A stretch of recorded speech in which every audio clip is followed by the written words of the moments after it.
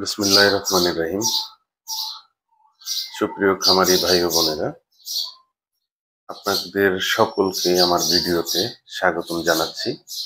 আমি আজকে যে বিষয়টি নিয়ে আলোচনা করব সেটা হলো আমাদের বর্তমান সময়ের বহুল আলোচিত সমালোচিত যে একটি বিশেষ রোগ, লাম্পি স্কিন ডিজিজ, যে ভাইরাস, এই রোগের ঘরোয়া চিকিৎসা নিয়ে আজকের এই ভিডিওটি।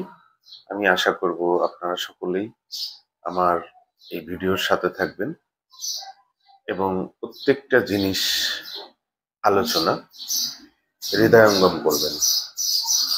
তো প্রথমত আমরা ঘরোয়া চিকিৎসা বলতে যেটা বুঝি, যে একজন খামারি সে প্রশিক্ষণের মাধ্যমে, সচেতনতা উন্নয়নের মাধ্যমে সে নিজে নিজেই ঘরে বসেই প্রাথমিকভাবে যে কাজটা করতে পারে, যে পদক্ষেপগুলো নিতে পারে, তাকেই আমরা কিন্তু ঘরোয়া চিকিৎসা বা ঘরোয়া টিপস বা টোটকা হিসেবে কিন্তু আহ, বলতে পারি। আসলে এটাকে টোটকা বলা যাবে না। যিনি প্রশিক্ষণ নিয়েছেন, প্রশিক্ষিত খামারি, সচেতনতার লেভেল ডেভেলপ করেছেন, এটাও এক ধরনের প্রাথমিক চিকিৎসা হিসেবে আমরা কাউন্ট করি। তো প্রথমত আমাকে বুঝতে হবে যে এই ভাইরাস বা এই জাতীয় আহ, রোগ আসলে কি সমস্যা করে, এবং সেই সমস্যাগুলোর সাথে আমাদের সকলকেই আহ, যে বিষয়টা যোগ করতে হবে বা বিয়োগ করতে হবে, সেই ব্যাপারগুলো নিয়েই কিন্তু আমার আজকের এই ভিডিওটি। তো আমরা যেটা সচরাচর দেখি যে একটা লাম্ফি রোগে আক্রান্ত বেশিরভাগই বাছুর গরু, শাহিওয়াল অথবা হলস্টাইন ফ্রিজিয়ান, এই রোগে আক্রান্ত গরু বাছুরগুলো ইমিউনিটি লেভেল আসলে কম থাকে এবং বেশিরভাগই আক্রান্ত হচ্ছে। তো আক্রান্ত হওয়ার ফলে কি হয়? সারা শরীরে পয়সার মতো, মার্বেলের মতো গুটি গুটি হয়। আবার পর্যাপ্ত জ্বর হয়, অর্থাৎ হিউজ টেম্পারেচার তার বডিতে তৈরি হয়। তো আমরা যারা খামারি ভাইয়েরা আছি, আমাদের এই রোগের বিস্তার সম্পর্কে আমরা সকলেই জানি যে মশা মাছির মাধ্যমে এটা বাহিত হয়। তো এখন একটা বাছুর গরু আক্রান্ত হয়ে গেলে আপনি প্রাথমিকভাবে আসলে কি করবেন? প্রাথমিক ভাবনাটা আপনার কি হওয়া উচিত, সেটাই আজকের মূল আলোচনা। তো আমরা জানি যেহেতু জ্বর হচ্ছে, চেষ্টা করতে হবে জ্বর কমানোর। তো আমাদের খামারি ভাইয়েরা অনেকেই কিন্তু আসলে ওই বাছুরটি, আক্রান্ত বাছুরটিকে গোসল করানো, শরীর মোছানো, মাথা ধোয়ানো এগুলো করতে চান না। এটাই কিন্তু আপনার ঘরোয়া চিকিৎসার 1 নম্বর টিপস। অর্থাৎ তাকে প্রাথমিক পর্যায়ে মাথা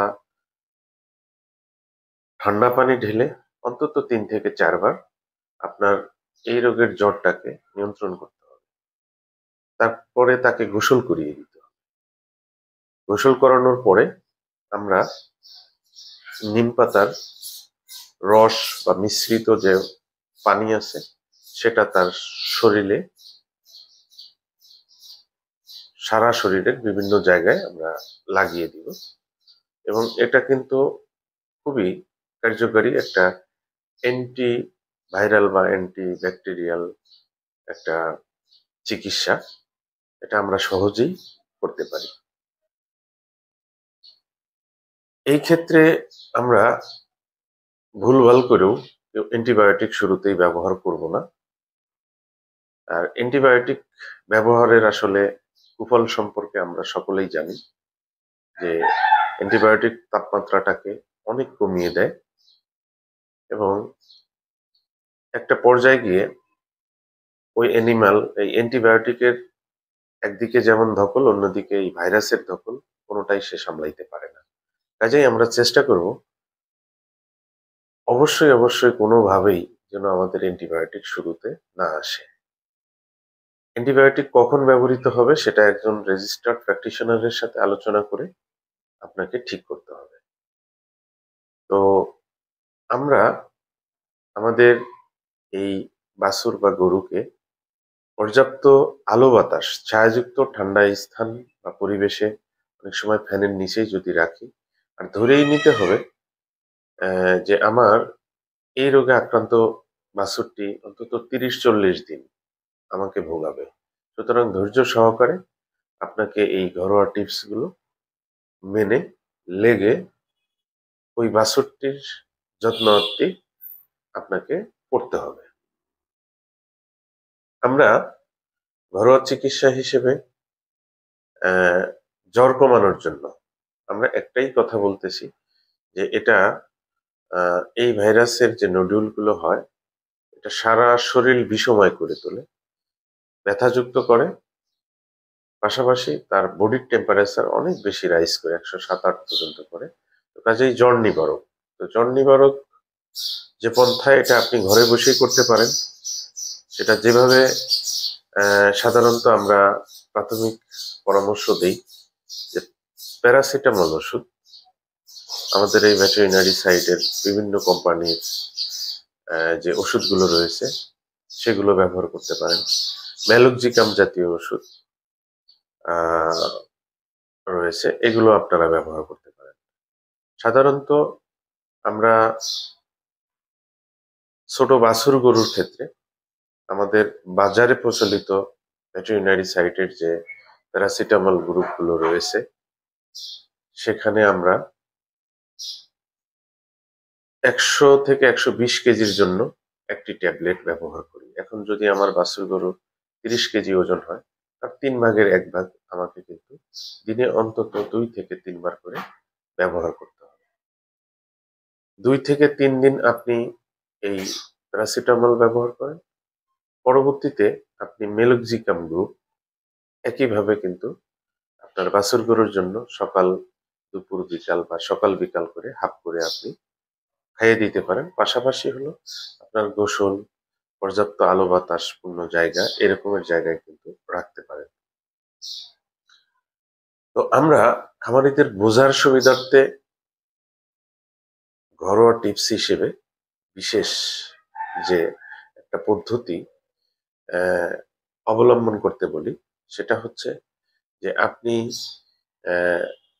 বর্তমান সময়ের এই রোগটাকে চ্যালেঞ্জ হিসেবে নেন, ধৈর্য সহকারে আপনি 1 নম্বর ঘরোয়া টিপস বা ভেষজ যে চিকিৎসা সেই হিসেবে আপনি নিম পাতা 50 গ্রাম, খাবার সোডা 50 গ্রাম, গুড় 100 গ্রাম, পানি 1 লিটার, এবং এর মধ্যেই আপনি ওই নাপা বা প্যারাসিটামল এর সাথে আপনি প্রোমিথাজিন হাইড্রোক্লোরাইড অথবা ফিনারেমিন মেলিয়েট, এই জাতীয় যে ট্যাবলেট গুলো আছে, এই ট্যাবলেট আপনি মিশিয়ে দিনে 3 থেকে 4 বার আপনি প্রয়োগ করেন।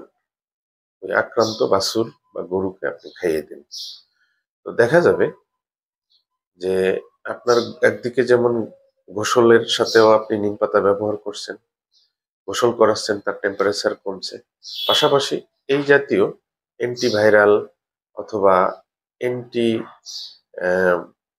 ফাঙ্গাল যে নিম পাতার যে খাওয়া এবং খাবার সোডার যে ব্যবহার, অর্থাৎ আমরা জানি যে অত্যাধিক জ্বর হলে সাধারণত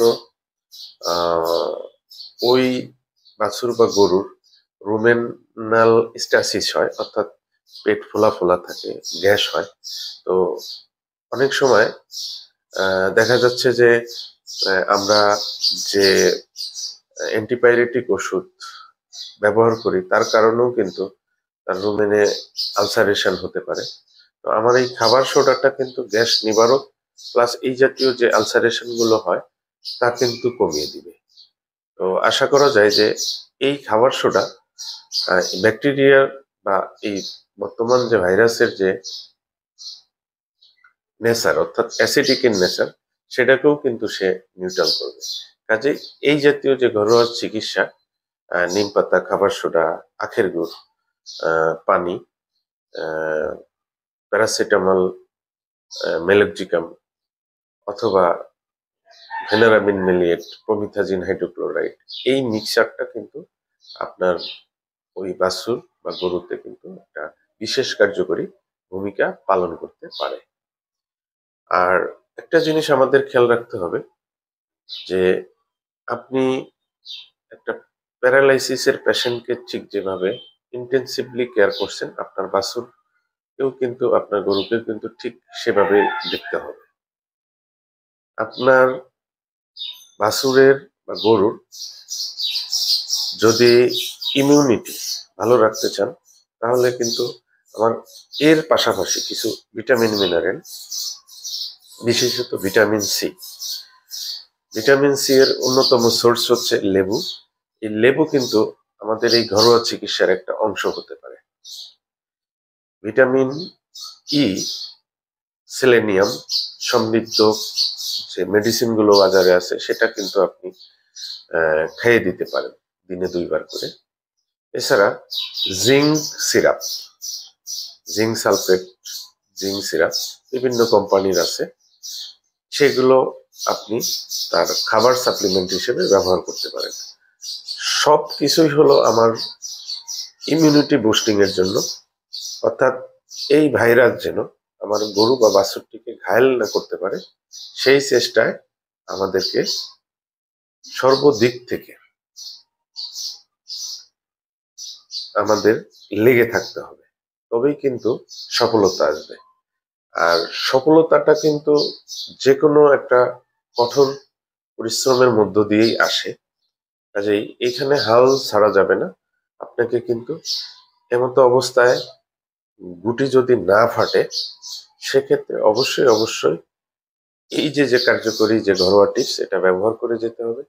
পাশাপাশি আরেকটা ঘরোয়া টিপস আপনাদের আছে, যে অনেক সময় করলার যে পাতা, সেই পাতাটা কিন্তু আমরা বেটে তার রসটাও কিন্তু, যদি অল্প সংখ্যক গুটি হয় বা বেশি সংখ্যক হলেও তার শরীরে যদি আমরা দিয়ে দিই, এক্ষেত্রেও কিন্তু এই করলার পাতাও একটা বিশেষ ভূমিকা রাখে। তো আমরা সাধারণত লাম্ফি রোগে বেশ কয়েক ধরনের সিমটম পাই।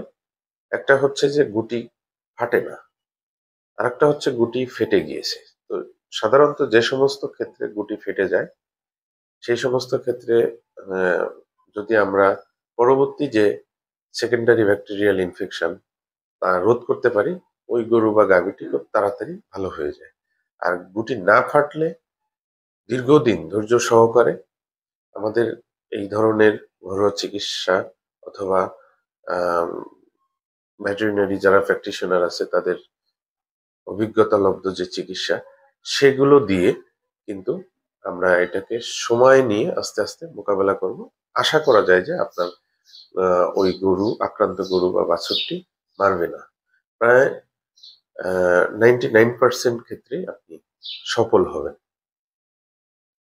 তো খামারি ভাইদের প্রতি আরেকটা বিশেষ ঘরোয়া টিপস, এটা আমাদের পার্শ্ববর্তী ইন্ডিয়াতেও চালু আছে। বিশেষত পান পাতা আমরা জানি অ্যান্টিঅক্সিডেন্ট হিসেবে কাজ করে। আমাদের আরো অন্যান্য কিছু উপাদান, যেমন গোলমরিচ আছে, কাঁচামরিচ, এটাও কিন্তু আমাদের ব্যাপক এই রোগে ব্যবহৃত হচ্ছে, অনেক ক্ষেত্রে ভালো কিছু রেজাল্ট হচ্ছে। তো আমরা সাধারণত যেটা করতে পারি, যে 10টি পান পাতা, 5টি কাঁচামরিচ এবং 1 চামচ লবণ এবং 1 লিটার পানি, এই যে সংমিশ্রণটা করে, এটাও কিন্তু দিনে 3 থেকে 4 বার খাইয়ে দিলে আমরা বিশেষ কিছু কার্যকরী রেজাল্ট পাচ্ছি।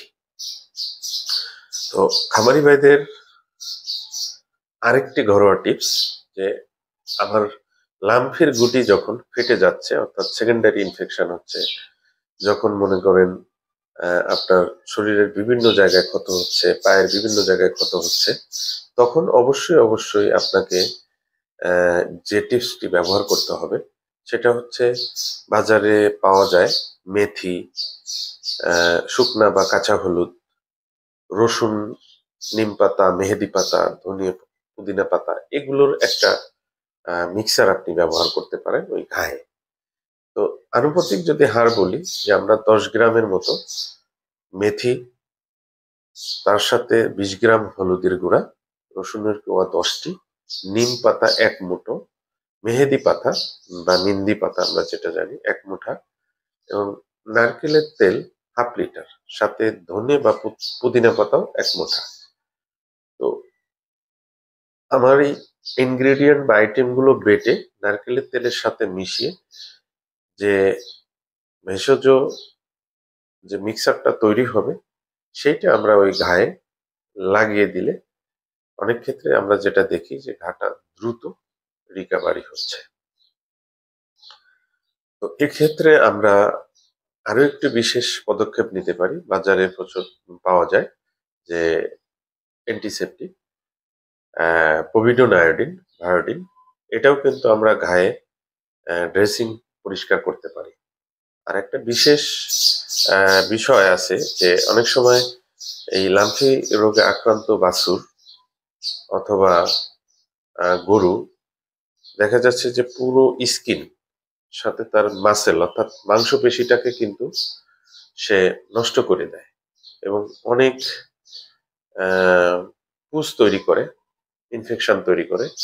তো কাজেই আপনি যদি ঠিকঠাক মতো ফেটে যাওয়ার পরে ড্রেসিং ওয়াশ করতে পারেন এবং মশা মাছি যদি ঠেকিয়ে রাখতে পারেন, পোকামাকড় যদি বিশেষত ম্যাগট তৈরি হয়, পোকা তৈরি হয় ওই সমস্ত ঘায়ে, এগুলো যদি না হয় এবং আপনার ওই গরু গাভীটাকে উপরে উল্লেখিত যে সমস্ত টিপস গুলো বললাম ওগুলোর ধারাবাহিকতা যদি রাখেন, তার খাওয়া যদি চালু থাকে, আশা করা যায় যে সে খুব তাড়াতাড়ি ভালো হয়ে যাবে। তবে অবশ্যই আমাদের অভিজ্ঞতা মতে প্রায় 1 মাস থেকে 1.5 মাস, কখনো 2 মাসও কিন্তু লেগে যেতে পারে। আপনাকে কিন্তু হাল ছাড়বে না। হাল ছাড়লে আপনি কিন্তু ভাইরাসের কাছে, এই রোগের কাছে হেরে যাবেন। আপনার যে অর্থ সেটা কিন্তু নষ্ট হয়ে যাবে, মারা যাবে। তো অবশ্যই সৃষ্টিকর্তার কাছে প্রাণপণে চেয়ে আপনাকে এই যে ঘরোয়া যে টিপস গুলো আমি আপনাদের সামনে বললাম এগুলোর যথাযথ ব্যবহার করতে হবে। আর হ্যাঁ, অবশ্যই যদি গরুকে ভালো রাখতে চান এই রোগ থেকে, ভ্যাকসিন, রোগের আগে ভ্যাকসিন দিতে হবে। গাভীন গরুকেও দিয়ে রাখলে বাচ্চার সুরক্ষা মিলে। তো কাজেই খামারি ভাইদের প্রতি বিশেষ অনুরোধ, এই রোগে আসলে আতঙ্ক নয়, আপনাকে মশা মাছির কন্ট্রোল বুঝে আপনাকে আপনার গরু গাভীকে নিয়মিত টিকা ভ্যাকসিনের মাধ্যমে আপনাকে কিন্তু এই প্রাণী সম্পদে বড় চ্যালেঞ্জ যে পোকামাকড়, মশা মাছি, এটাকে কিন্তু ঠেকাতে হবে। তো কাজেই এটা ঠেকাইতে গেলে আপনার ফার্মটা অবশ্যই পরিষ্কার রাখতে হবে এবং মশা মাছির যে ফ্যাক্টরি, গোবর অনেক দূরে নিয়ে আপনি বায়োগ্যাস প্লান্ট যদি সামর্থ্য থাকে করে সেটাকে বায়ো ফার্টিলাইজার এবং গ্যাস দুদিকেই যেমন কাজে লাগাইতে পারেন। পাশাপাশি যদি এটাও না পারেন, আপনার ফার্ম থেকে বেশ দূরে পিট করে, অবশ্যই একটি আবদ্ধ পিট করে এই গরু গোবর সংরক্ষণ করতে হবে। তো আজকে খামারিদের ভাইদের প্রতি এই আলোচনায় আশা করি আগামী ভিডিওতেও নতুন কোনো বিষয় নিয়ে আপনাদের সাথে একান্ত আলাপচারিতায় বসবো। সে পর্যন্ত ভালো থাকবেন, সুস্থ থাকবেন। আল্লাহ হাফেজ।